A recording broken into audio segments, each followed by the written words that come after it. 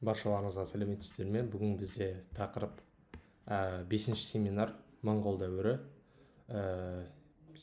13-ші және 15-ші ғасырлар. 13-ші ғасырда Евразия тарихында аса ірі өзгерістер орын алды. Моңғолия тайпаларының бірігуі, Шыңғысхан құрған қуатты империяның пайда болуы және оның әлемнің жартысына жасаған жорықтары адамзаттың өркениетін, саяси, әлеуметтік және мәдени дамуына терең әсер етті. Бұл дәуір 13-15 ғасырларды қамтып, Қазақстан аумағында үлкен тарихи өзгерістер әкелді. 12 ғасырдың соңында Моңғолия даласында бір-бірімен жауласқан тайпалар өмір сүрді.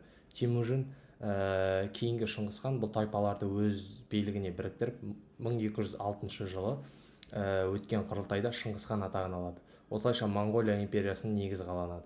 Мемлекеттің әскери феодалдық сипатта болады. Ол ондық, жүздік, мыңдық, түмендік жүйе арқылы басқарылады. 4 негізгі қағидат, олар қатал тәртіп, әскери міндет, темірде ұйымшылдық және яса заңдары. Шыңғысхан тұсында және оның мұрагерлері кезінде моңғолдардың Азияның, Еуропаның, таяу шығыстың кең аумағын бағындырған болатын. 1207 және 1215 жылдар аралығында Қытайдың солтүстігі, яғни Цзинь әулетін бағындырды. 1218 жылы Жетісуда Қарақытай мемлекетін жойады. Отырарда Қарахан оқиғасынан кейін Шыңғысхан Қазақстан және Орта Азияға жорықтар жасайды. Нәтижесінде Отырар яғни Алтай қорғанып, күйреп қалады. Сығанақ, Ашнас, Үргеніш, Бұхара, Самарқан секілді қалалар алынып, аймақ толық моңғол билігіне өтеді. Одан кейін бізге батысқа жорықтар, Батый хан Еділ бұлғарлары мен Қыпшақ даласын, Русь князьдіктерін және Шығыс Еуропаның бір бөлігін жаулап алды.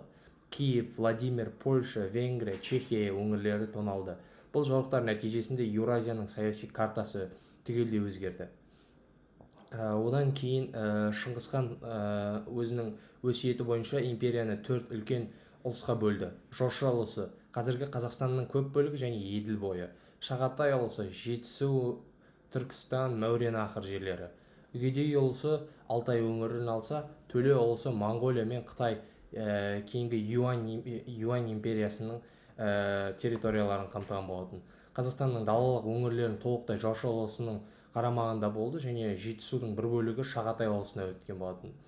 Моңғол шапқыншылығының кезінде көптеген қалалар күйреді, халық саны азайды және егіншілік пен қолөнер әлсіреді.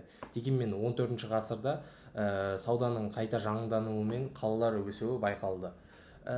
Кейіннен Жошы ұлысының негізінде Алтын Орда атты қуатты мемлекет пайда болады.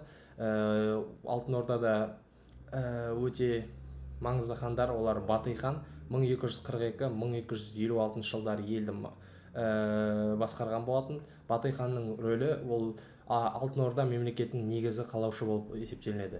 Одан кейін Берке хан.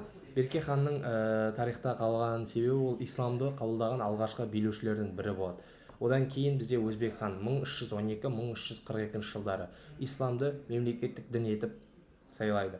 Одан кейін Жәнібек хан тұрақтылық кезеңі болып есептелінеді. Алтын Орда жаулап алған жерлерін сауда, қала, мәдениеті, дипломатиялық байланыстар дамыды. Одан кейін Шағатай ұлысында 14 ғасырда әлсірегеннен кейін 1348 жылы Шығыс Түркістан мен Жетісу аумағында Моғолстан мемлекеті құрылады. Оның алғашқы ханы Тоғылық Темір. Моғолстан құрамында қазіргі Алматы, Жетісу өңірлері мен Қырғызстанның бір бөлігі кіреді. Одан кейін моңғол державасының жалпы ыдырауы жайында айтып кетсек, Алтын Орданың әлсіреуі 14 ғасырдың соңынан бастап тақ үшін күрестердің көбеюінен болған болатын. Нәтижесінде Қызан хандығы, Қырым хандығы, Астырхан хандығы, Ноғай ордасы, Әбілқайыр хандығы, көшпелі Өзбек ұлысы яғни сияқты бірнеше жеке мемлекеттер құрылады. Ал Юань империясының құлауы, яғни Төле ұлысының ыдырауы, Қытайдағы Юань әулеті 1368 жылы құлап, моңғолдар Моңғолия даласына шегінген болатын. Моғолстан мен Шағатай ұлысының әлсіреуі ол 15 ғасырда болған болатын. Экономикалық және саяси тұрақсыздық Моғолстанның да әлсіреуіне алып келген болатын. Жалпы моңғол дәуірінің тарихи маңыздары екі әсерлерге бөлсек болады. Ол оң және теріс. Оң әсерлерінен бастайтын болсақ, Ұлы Жібек жолының қауіпсіздігін қамтамасыз етіліп, халықаралық сауда күшейген болатын, әкімшілік басқару жүйесі реттелген болатын және әскери өнер дамыды. Ал теріс әсерлері шапқыншылық салдарынан көптеген қалалар қирады, халық қырылды.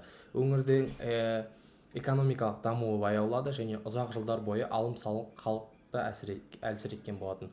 13-15 ғасырлардағы моңғол дәуірі Еуразия тарихында аса маңызды кезең. Бұл кезеңнің ерекшелігі ұлттық мемлекеттің күйреп, орнына жаңа саяси құрылымның қалыптасуы. Моңғол империясының ықпалы Қазақстан аумағында жаңа мемлекеттік бірлестіктер, яғни Алтын Орда, Моғолстан, Әбілқайыр хандығының пайда болуына негіз болған болатын. 15 ғасырдың соңына қарай бұл мемлекеттердің орнына Қазақ хандығы құрылып, тарихи даму заңы жалғасқан болатын. Назарларыңызға рахмет, сау болыңыздар.